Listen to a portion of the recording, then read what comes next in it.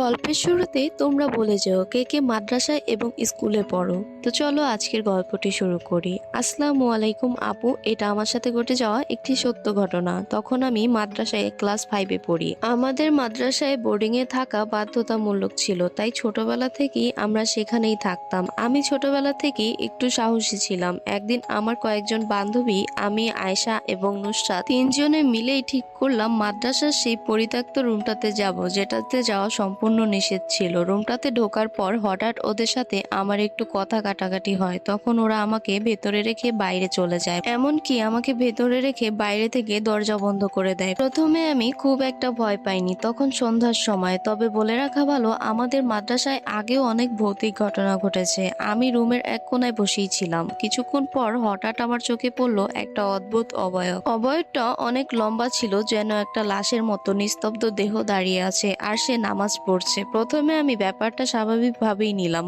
ভাবলাম হয়তো চোখের ভুল। কিন্তু কিছুক্ষণ পর যা দেখলাম তা আমার জীবনের সবচেয়ে ভয়ঙ্কর মুহূর্ত। সে সোজা হয়ে দাঁড়িয়েছিল, কিন্তু রুকু দেওয়ার সময় সে সামনে না গিয়ে উল্টো দিকে ঝুঁকে গেল। এই দৃশ্য দেখে আমি ভয় পেয়ে চিৎকার করে উঠি। তারপর আর কিছুই মনে নেই আমার, আমি অজ্ঞান হয়ে যাই। জ্ঞান ফিরে আসার পর আমি আরো কিছু ভয়ঙ্কর ঘটনা শুনি। ঘটনাটা এই পর্যন্তই ছিল, তিনি আর আমাকে কিছুই শেয়ার করেননি। তবে তোমাদেরকে বলছি, যারা যারা গল্প শেয়ার করবে প্রপারলি গল্প দেওয়ার চেষ্টা করবে, নয়তো আমি গল্প নিব না।